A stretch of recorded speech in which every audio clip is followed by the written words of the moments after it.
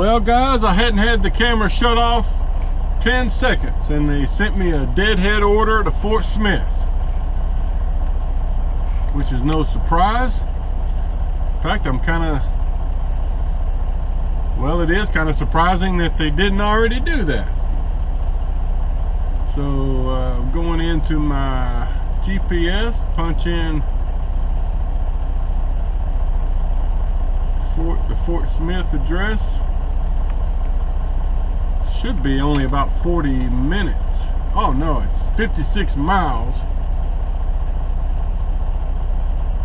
Hour and 6 minutes. That's not bad.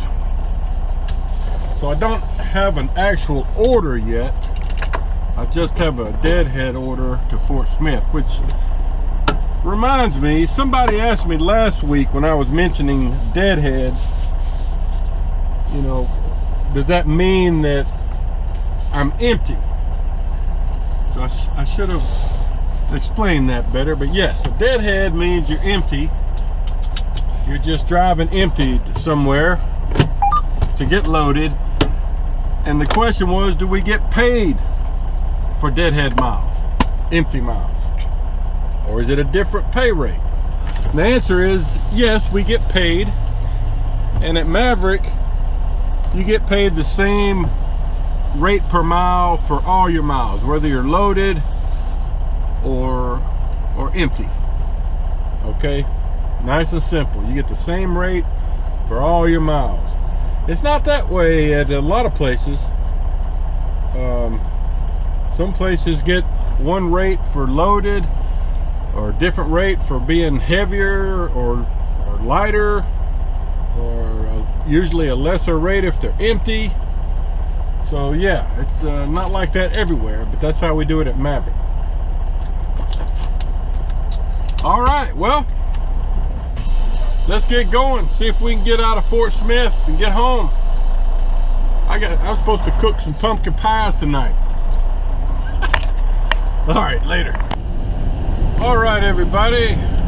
About to turn on the Planters Road, going to the Maverick Fort Smith yard. Boy, as you can see, man, some gusty wind.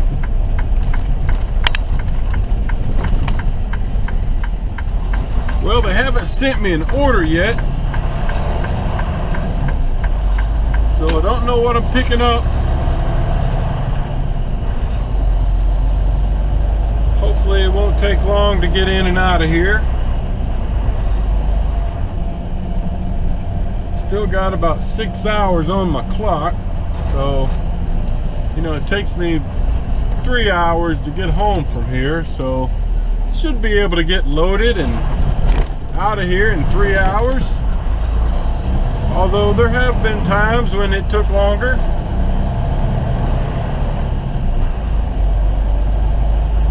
Oh, it looks like there's a new sign there for Gerdau. There goes a guy with a load. All right. You've seen this before. We got the Gerdau plant on the left, Maverick yard on the right. Gonna turn in here and try to find us a parking spot. And then we'll notify them of my arrival. Well, no, I don't think I can do that since I don't have an order yet.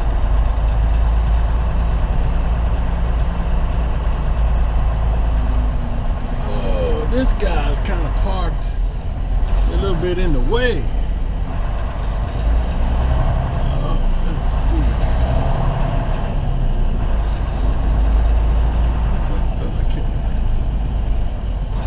Alright, so let's dip in here by this no, let's go a little further. That guy's parked too far up into the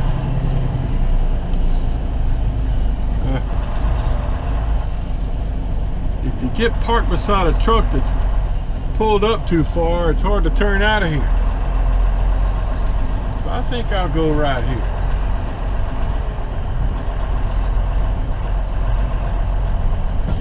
All right. here we are. All right, I'll let you know when I get an order.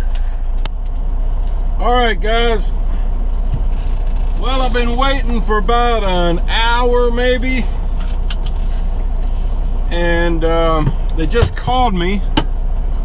Told me to come over to loading zone E. I wonder why, you know, I guess the message system via the tablet quit working, because I hadn't got a message since I was number 3 in will call. I started out number 5 will call, then I got to number 3 will call, and then they called me and told me to come to loading zone E. So let's go over there. And the work order I have, all I know is the product weighs about 46,000 pounds and it's going to International Crankshaft in Georgetown, Kentucky. That's one of our regular hauls out of here. We go there pretty much round the clock, I think. And I don't have to deliver it until 1:30 p.m. on Tuesday, so you know, I won't even have to leave till I don't know, midday Monday, something like that. So yeah, I'm gonna have a nice Thanksgiving break. Look at the wind, man. Golly. Guess that's the rainstorm that is blowing in tonight. Alright, so loading zone E is the first one we'll come to here. Golly, that wind is wicked. I do have to tarp this load, so that's going to be fun. So this is loading zone E. Just going to get straightened up here.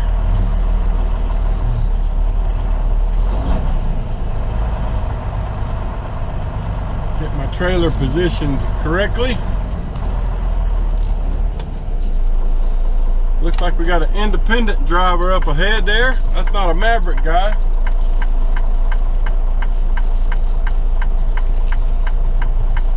Whoop.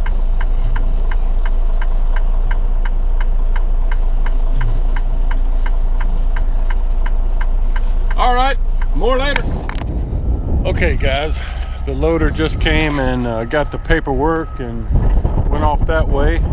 Sorry about the wind. I hope you can hear me. Wind is vicious. But went ahead and looked at the paperwork before he came over, and I'm getting 5 bundles of 20.5 feet bar. So what I did is I just rounded it to 20 feet for easy math, and we want to have 2 feet of overhang on the front and 2 feet of overhang on the rear, right? So we'll subtract 4 from 20 and get 16. Then divide that by 2, and that's 8. So we'll go 2, 4, 6, 8. That's where the front board goes. 2, 4, 6, 8. That's where the rear board goes. That's easy load. Got a strap set out on the front and the back, and it has to be tarp, so I've got a canvas tarp and a 1 4-foot tarp up on the trailer. It might take 2 of the green canvas tarps, probably will, so, but I should be able to get it with 1 of the vinyl tarp. So anyway, that's what's going on. Got a truck in every spot down there now, so getting busy. All right, I'll show you some more later. All right, guys, still waiting to get loaded. It's taking a while. Been standing out here for probably 45 minutes. He's been down there. There's my stuff right there, but he's been down there having to dig it out of a pile, I think. So this place I'm delivering to unloads with an overhead crane, and they can only get up to 2 bundles at a time. So you'll see that he's got the blocks so that there's the middle bundle is going to be separated with blocks. So there'll be 2 on the outside and 2 on the inside. Come on. Okay. Gotta take the front a little more. Okay. All right.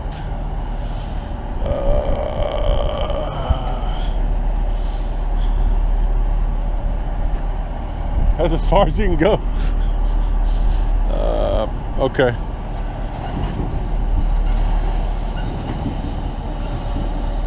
That's pretty close. He may have to scoot it when he brings the other 2 over, but that's pretty close.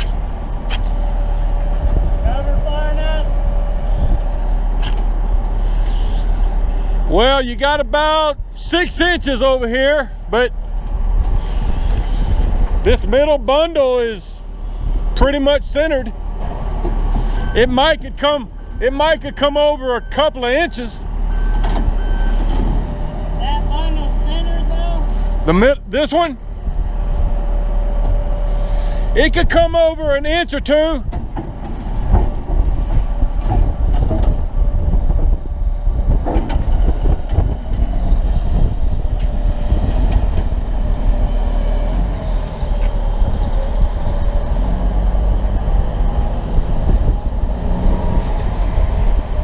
Okay, that's better.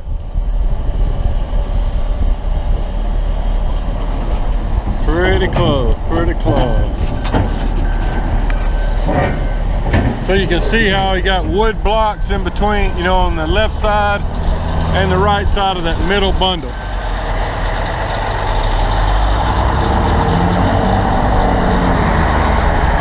So when they unload, and I'll have to help them unload at this place we're going to. We'll put the chain around these 2, then get the middle one, and then get the outer 2.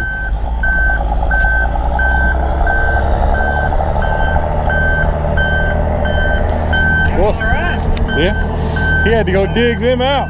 We're busy today. Yeah. You know what I gotta say when we're prompt with having to eat an elephant? One bite at a time. Man, I'd never seen the forklift do that before, but he tumped forward over there earlier. I was worried about him. Yeah, he's experienced. He knows what he's doing. Does that happen every now and then? Yeah, it's just the counterweight. All right. And one thing, if you got a bunch of bundles and you're traveling down through here, it's 22.4. Yeah. That could be bad. That looks good, doesn't it? Pretty good. Yeah, that'll work. That's good. All right, guys. Let me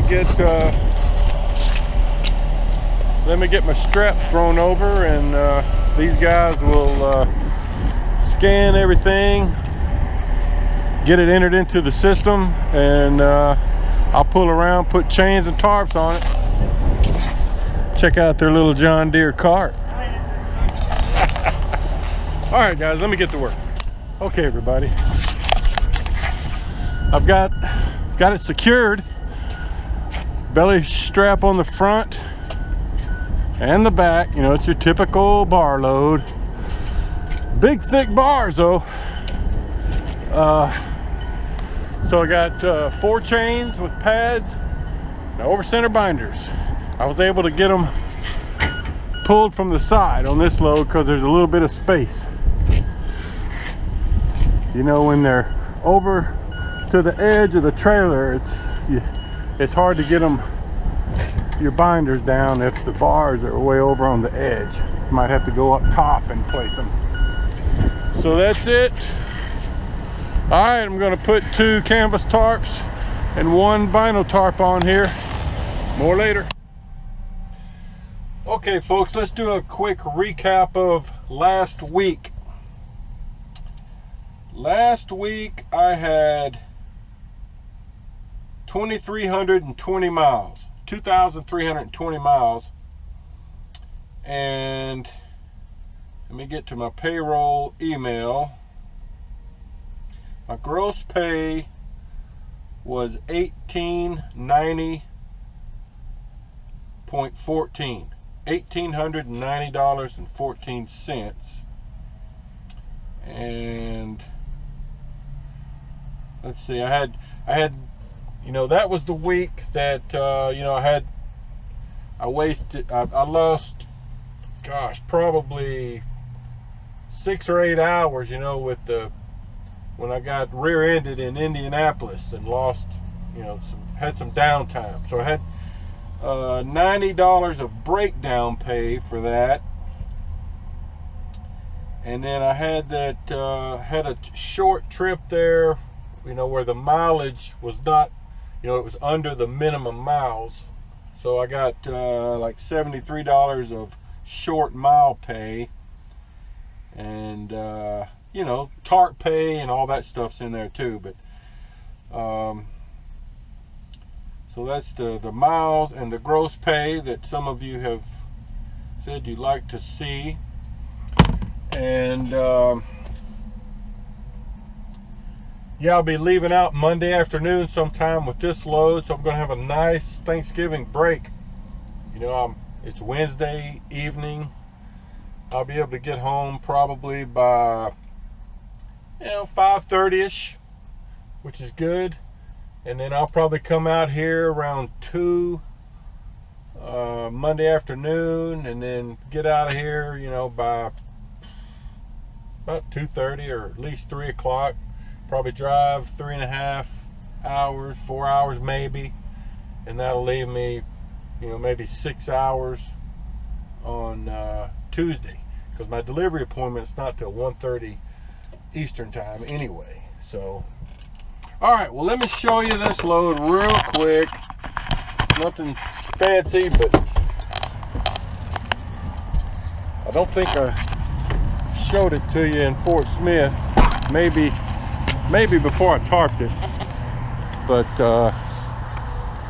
yeah, it's just it was like 20.5-foot bar, so I was able to cover it with one tarp. I got 2 green canvas tarps covering it just for protection, and then one tarp. I've done a couple of load checks on the way here, and everything was still nice and tight. Usually these bar loads are pretty simple and not problematic. So again, there's the training building over there. There's a big load of plumbing pipe, water pipe, tall load. So anyway, that's it. Just looking over my truck, make sure, you know, I don't have any tire issues before I go home for a few days, because if there's anything wrong with the truck, it's good to figure it out now so I can check it into the shop and let them deal with it while I'm off. So let me turn all my lights on. You never know, you know, when a marker light or a blinker stops working. So let's go around and check all that.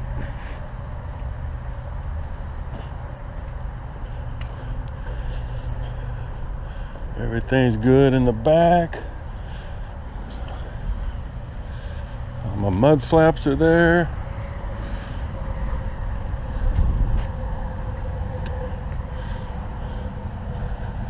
Tires, those both blinkers are working. All my timbers are good. Air, those lights are working. Both the corner marker lights are working. And lights, all the lights up there. So okay, I think we're good. All right, guys, I'm gonna go home. I'll see you Monday afternoon.